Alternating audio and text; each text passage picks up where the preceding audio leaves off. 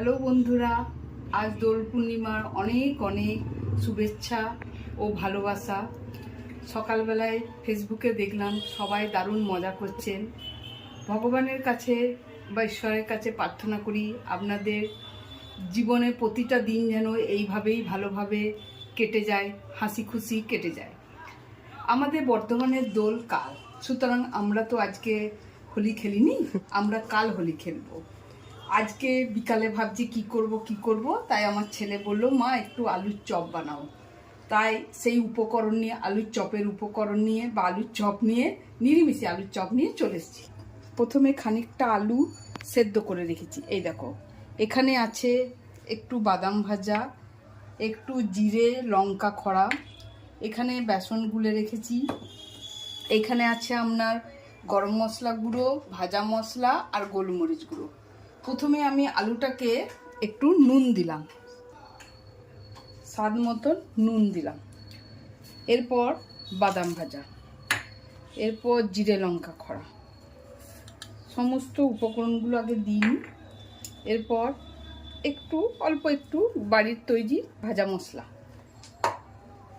একটু গোলমরিচ গুঁড়ো, একটু গরম মশলা গুঁড়ো,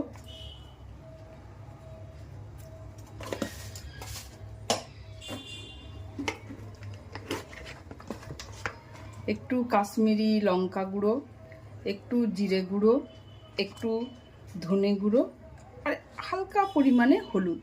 ব্যাস, ভালো করে এবার এটাকে আমি মাখিয়ে মশলাটা রেডি করব।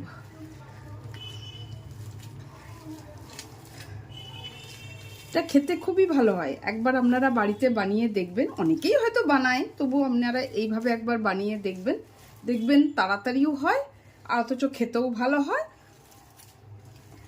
কেনা চপগুলো খাই আমরা ঠিকই, কিন্তু বাড়িতে একবার আপনারা এইভাবে বানাবেন, দেখবেন।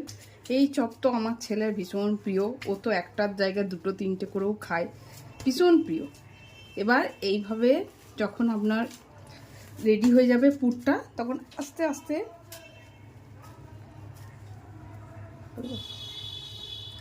হাতের সাহায্যে এরকম ছোট ছোট করে নিয়ে এইভাবে চেপটে চেপটে এখানে রেখে দেবেন। আপনি যেমন সাইজের করতে পারেন, ছোটও করতে পারেন, বড়ও করতে পারেন। আমরা একটু ছোট ছোটই করি। এই যে এইভাবে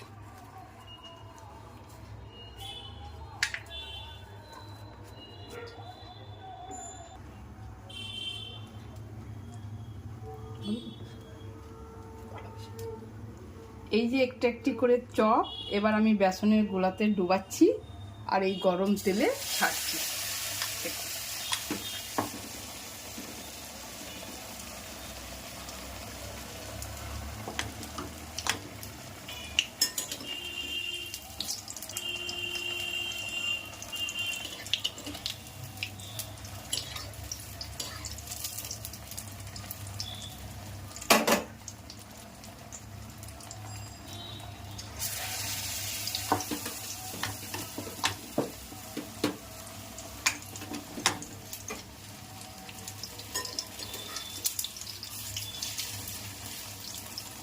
বাড়িতে যে কোনো জিনিস বানিয়ে খেলেই ভালো লাগে, কিন্তু সবসময় তো আমাদের সময় হয় না এগুলো বানানোর।